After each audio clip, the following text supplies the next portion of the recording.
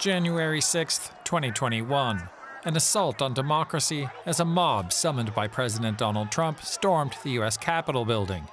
4 people among the crowd died. 5 police officers were dead within days. The vice president and leaders of the Senate and House narrowly escaped as intruders roamed the halls. The biggest investigation in the history of the U.S. Justice Department followed. More than 1,500 people were arrested on charges ranging from assaulting police to trespassing to obstructing official proceedings. More than 1,000 have pled guilty and more than 250 have been convicted in court, while other trials and arrests continue. Some of the rioters became prominent figures, like the so-called QAnon shaman, and the man who put his feet up on House Speaker Nancy Pelosi's desk. Both were sentenced to years in prison.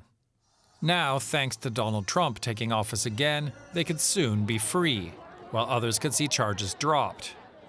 Trump has promised to pardon the rioters on day one, using the legal system, his constitutional power to grant pardons to overturn efforts to hold people accountable for trying to override an election. It was even part of his campaign. Would you pardon What's those going to people? happen? Oh, absolutely, I would. You If would they're pardon innocent, those? If they're innocent, I would pardon them. Trump has called those arrested hostages and during his campaign regularly played an anthem by the so-called January 6th prison choir.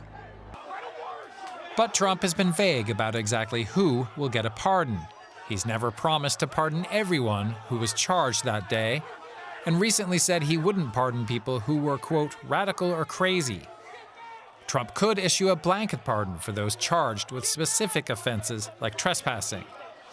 But he's said he'll be looking into individual cases, which would take time.